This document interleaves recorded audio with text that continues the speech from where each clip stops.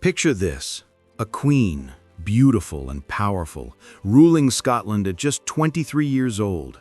Her husband, arrogant, cruel, and publicly humiliating her. And then there's her, Mary Beaton, the lady-in-waiting with dark eyes and a knowing smile, a love that could never be spoken, a passion that could destroy a kingdom. In 1565, in the cold stone halls of Holyrood Palace, Mary Stuart, Queen of Scots, found herself caught between duty, desire, and a love so forbidden it could cost her everything. Before we dive into this incredible true story, please hit that subscribe button and drop a comment below telling me what historical figure you want to hear about next. Your support means the world. Now, let's begin. Mary Stuart had always known she was different, even as a child in the French court, surrounded by silk and sonnets. She'd felt it, that flutter in her chest when certain women smiled at her. The way her eyes lingered too long on the curve of a neck, the elegance of a hand. She'd learned quickly to hide it, to perform the role expected of her.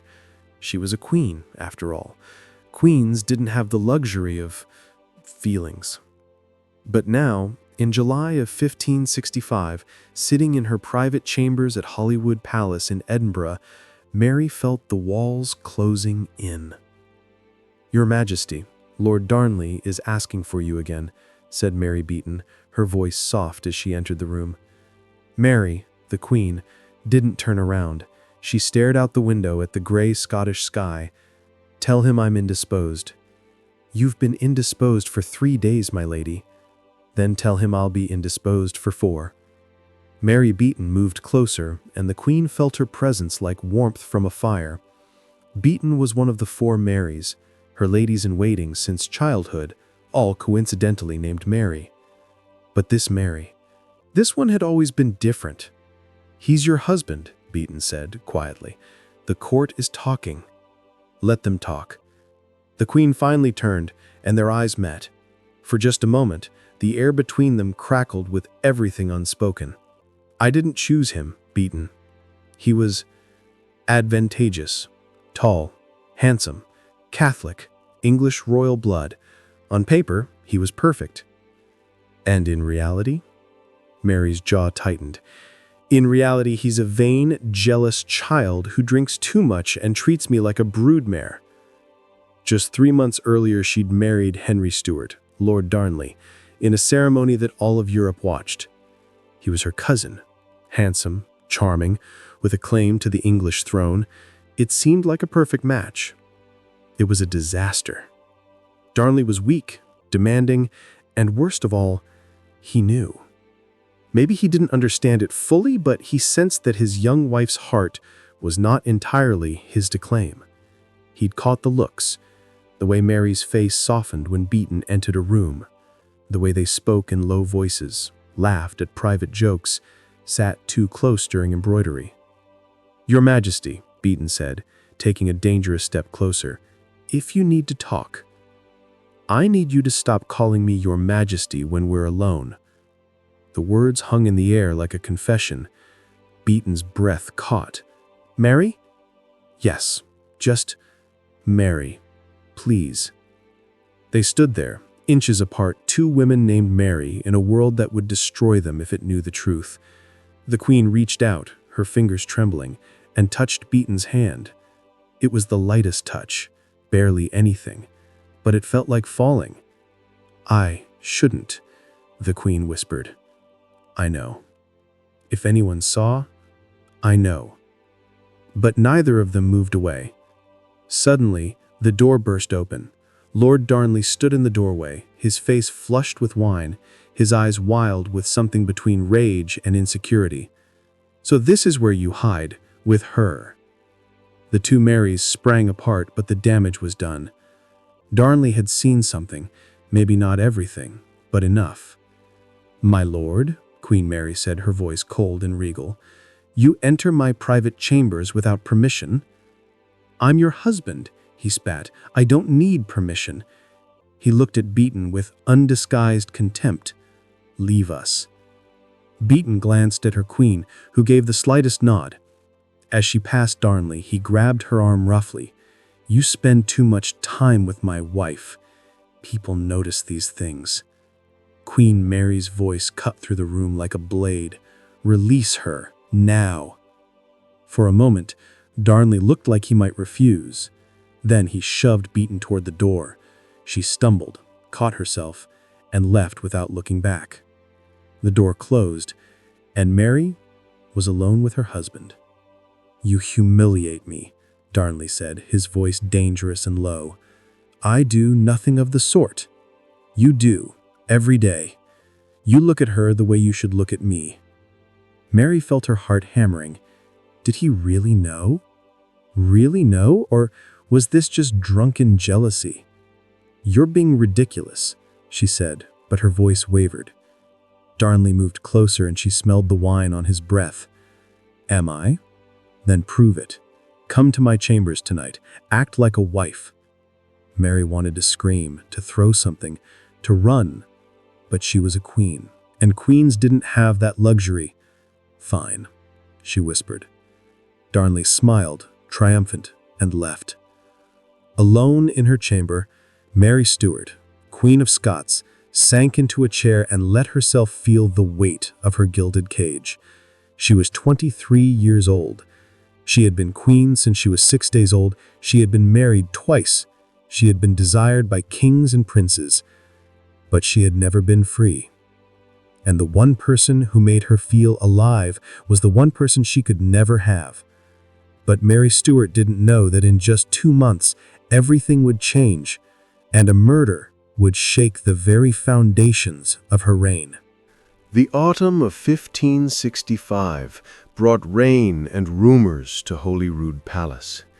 Mary Beaton stood in the shadows of the corridor, watching as Queen Mary walked arm in arm with David Rizzio, her Italian secretary.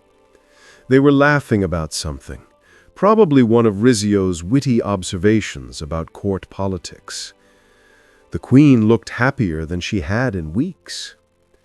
But Beaton knew the truth. This happiness was a performance, a shield. "You're staring again," whispered Mary Fleming, another of the 4 Marys, coming up beside her. Beaton startled. "I don't know what you mean." Fleming gave her a knowing look. "Beaton, we've known each other since we were children. I see how you look at her. And more importantly, I see how she looks at you. You're imagining things." "Am I?" Fleming's voice was gentle. "Be careful. Lord Darnley is already suspicious. If he discovers—" "There's nothing to discover," Beaton said firmly, but her hands were shaking. Because there was something. It had been growing for months, maybe years. Stolen glances, hands that touched too long when passing documents, conversations that went deep into the night. And 3 nights ago, the Queen had summoned Beaton to her private chambers after midnight. Darnley was away hunting, and the palace was asleep. Beaton had found Mary standing by the fire, still in her day clothes, her hair loose around her shoulders. "I can't sleep," the Queen had said. "I keep thinking about everything." "What troubles you, my lady?" Mary had turned, and in the firelight, she looked impossibly young and impossibly tired. "If you weren't queen, if you could just choose, what would your life be like?" I understood immediately, every day. If I weren't queen, if I were just Mary, what would I choose? The question hung between them, dangerous and thrilling. "What would you choose?" Beaton had whispered. The Queen had crossed the room slowly, like she was walking toward the edge of a cliff. "I would choose something true, something mine, not something decided by councils and treaties and politics. They were standing close now, so close Beaton could see the pulse in the Queen's throat. "And if what you chose was impossible?" Beaton had asked. "Then I would choose it anyway, just once, just to know what it felt like to be free." And then Mary Stuart, Queen of Scots, had kissed her lady-in-waiting. It was soft and desperate and terrifying. It lasted maybe 10 seconds before the Queen pulled away, her eyes wide with shock at her own boldness. "Forgive me," Mary had whispered. "I shouldn't have—" "Don't apologize," Beaton had said, her voice breaking. "Please, don't make it into something shameful." They had stood there, trembling, on the edge of a precipice. Then the Queen had taken Beaton's hand and led her to the couch by the fire. They had sat there until dawn, holding hands, talking in whispers, stealing brief kisses like thieves stealing jewels. It was the most dangerous thing either of them had ever done. Now, 3 days later, Beaton watched the Queen laugh with Rizzio and felt her heart breaking, because she understood what the Queen was doing. The Queen was protecting them both. If she was seen with Rizzio, if rumors spread about the Italian secretary, then no one would suspect the truth. But Lord Darnley was watching too, and he saw something different in his wife's friendship with Rizzio. He saw competition, disrespect, another man getting the attention that should be his. "The king is forming alliances," Fleming whispered urgently. "He's meeting with the Protestant lords in secret. They hate Rizzio. They think he has too much influence over the Queen." "What are you saying?" "I'm saying something bad is coming, Beaton, and when it does, anyone close to the Queen will be in danger, including you." That evening, during supper, Beaton served wine to the Queen, and their hands brushed.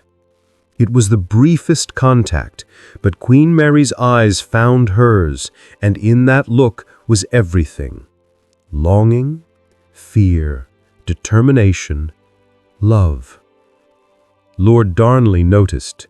His knuckles went white around his goblet. Later, as Beaton helped the Queen prepare for bed, Mary whispered, "He knows." "What?" "Darnley. He knows something. Maybe not everything, but enough to be dangerous." The Queen turned, her eyes fierce. "If anything happens, Beaton, you must deny everything. Say I forced you. Say I'm mad. Say whatever you must to protect yourself. I won't betray you. You won't be betraying me. You'll be surviving." Mary took both of Beaton's hands. "Promise me." Mary, "Promise me." "I promise," Beaton whispered, even though they both knew it was a lie. The door opened suddenly, and David Rizzio entered, his face pale. "Your Majesty, Lord Darnley is demanding to see you. He has men with him, Lords Ruthven and Lindsay." Mary Stuart stood still. Those were Protestant lords, enemies of Rizzio, enemies of her French Catholic policies. "What do they want?" "I don't know, but they're armed." In that moment, Mary Stuart, Queen of Scots, made a decision. She turned to Beaton with a look of steel. "Go to your chambers, lock your door. No matter what you hear, don't come out." "My lady, go." Beaton fled, her heart hammering, knowing that something terrible was about to happen.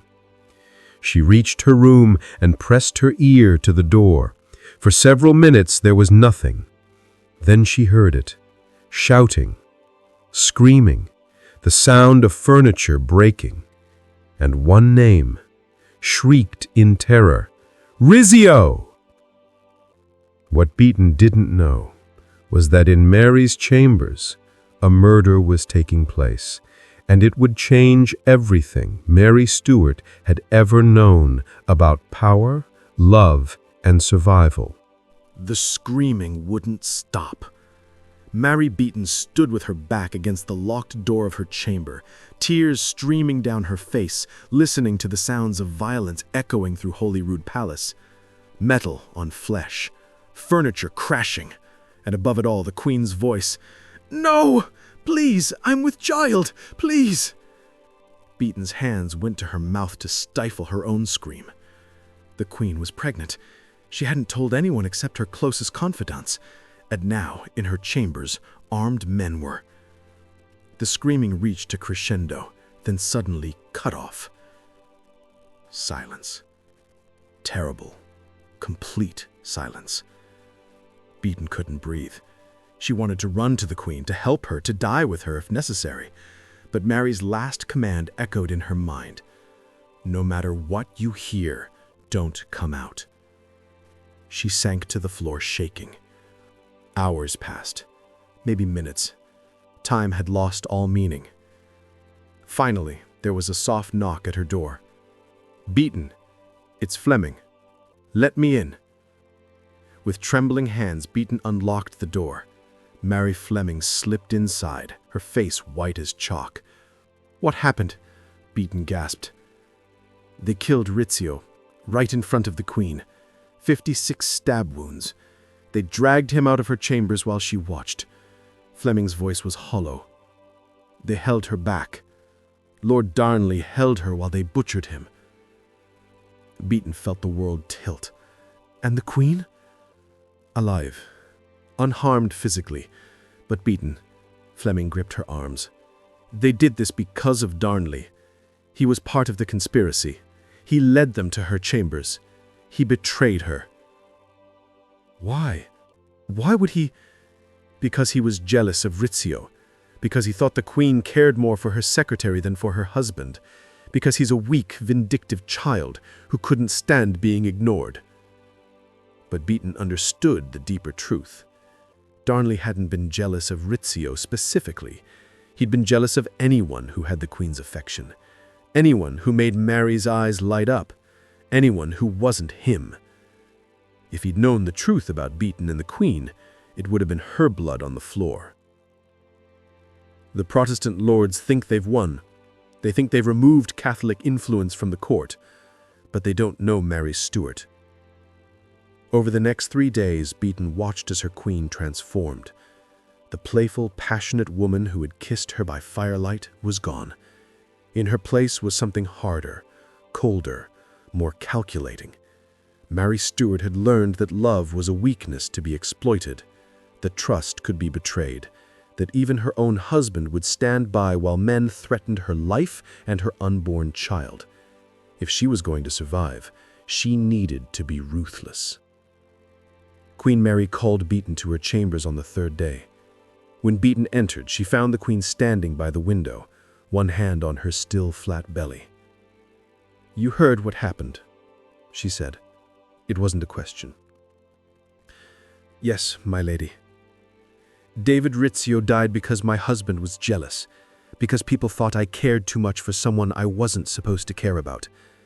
The Queen turned and her eyes were red, but dry. "Do you understand what I am saying?" Beaton felt her heart breaking. "Yes. We can't..." Mary's voice cracked. "What happened between us, it was beautiful. It was the only real thing in my entire life, but it will get us both killed." "I know. I'm going to escape from here tonight. I've made peace with Darnley, or pretended to. He thinks I've forgiven him. He thinks he's won. But I'm going to slip away under cover of darkness, and I'm going to raise an army, and I'm going to take back my power." "What do you need me to do?" Mary crossed the room and took Beaton's face in her hands. "I need you to forget me. I need you to marry someone safe. I need you to have the life I can never have." "No. Yes. Mary's grip tightened. "I'm a queen, Beaton. I'll never be anything else. My body belongs to Scotland. My womb belongs to succession. My heart isn't mine to give." "You already gave it," Beaton whispered. For just a moment, Mary Stuart let herself be vulnerable again. A tear slipped down her cheek. "I know, and that's why this is so hard." She kissed Beaton one last time. It was soft and sad and tasted like goodbye. "In another life," Mary whispered against her lips, "I would have chosen you. In every life, I would choose you." Then she stepped back and the Queen returned. "You'll stay here when I escape. You'll tell them you knew nothing. You'll be questioned, but they'll believe you. And then you'll leave court. Go somewhere safe. Live a quiet life. Be happy." "Without you?" "Yes, without me." Mary's voice was steel again. "Because that's what love is sometimes, Beaton. Letting go." That night, Queen Mary Stuart escaped from Holyrood Palace with a small group of loyal followers. She rode through the dark Scottish countryside, pregnant and fierce, to rally an army.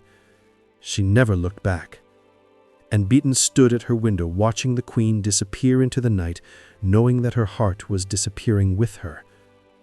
But this wasn't the end of Mary Stuart's story or her tragic love, because what happened next would seal her fate and echo through history. Mary Beaton left Holyrood Palace 3 weeks after the Queen's escape. She returned to her family estate in Fife, a quiet place where the wind came off the North Sea and rattled the windows. Her parents asked no questions. They knew something had broken their daughter, but they were kind enough not to pry. Months passed. Beaton heard news of the Queen's victories. Mary had rallied thousands of men. She'd forced the rebel lords to flee to England. She'd returned to Edinburgh in triumph, her power restored, her enemies scattered. And she'd given birth to a son, James, securing the succession. The Queen was winning. She was surviving. But she was alone. One afternoon in September 1566, a messenger arrived at Beaton's door. He carried a sealed letter with the Queen's private mark. Beaton's hands shook as she broke the seal. "Dearest Beaton, I hope this finds you well and at peace. I think of you often, more often than is wise or proper. I think of firelight and whispered conversations, and the only time in my life I felt truly seen. I'm writing to tell you that I'm arranging a marriage for you. Lord Robert Beaton, a distant cousin, a good man. He'll give you the quiet life you deserve. Please don't refuse. Please let me do this one thing for you. I won't write to you again after this.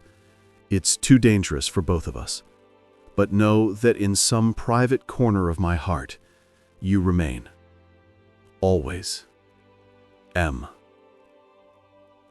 Beaton pressed the letter to her chest and wept.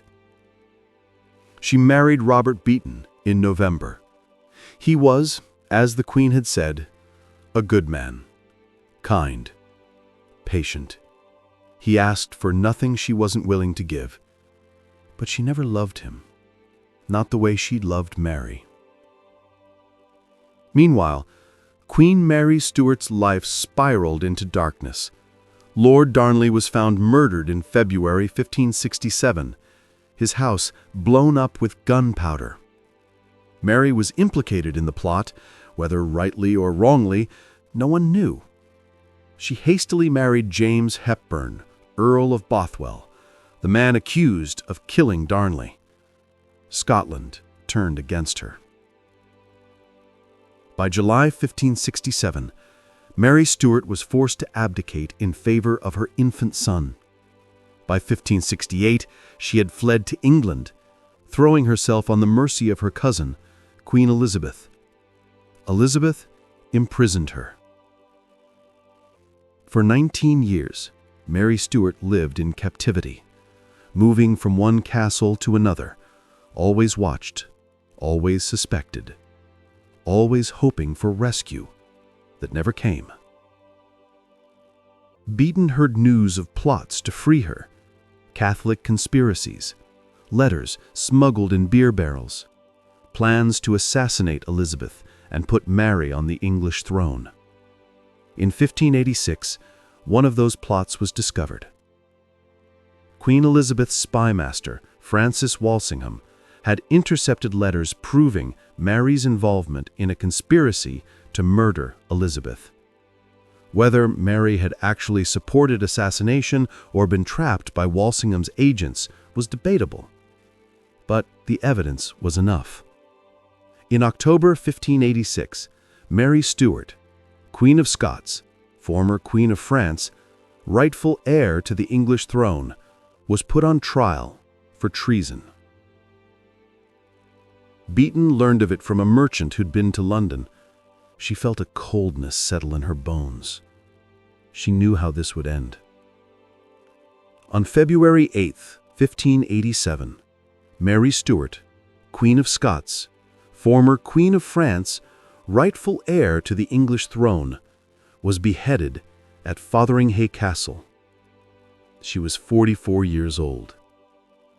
She wore a crimson petticoat under her black gown, the color of Catholic martyrdom. She faced death with dignity, forgiving her executioners, praying in Latin, refusing to let them see her fear. It took 2 strokes of the axe to sever her head. When Beaton heard the news, she didn't cry. She'd cried all her tears years ago. Instead, she walked to the sea and stood on the rocks, letting the wind tear at her hair, and remembered a young queen laughing by firelight. In another life, I would have chosen you. Mary Beaton lived another 30 years. She had children with Robert Beaton. She grew old quietly, watching Scotland change, watching Mary's son James eventually inherit the English throne, uniting the crowns her mother had dreamed of uniting.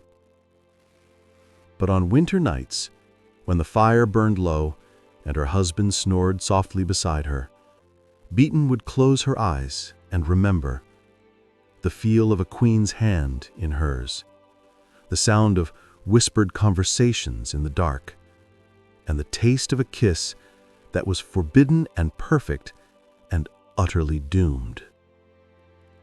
Mary, Queen of Scots, died a prisoner, a martyr, and a legend. Her story has been told countless times as a political tragedy, a religious conflict, a tale of royal intrigue.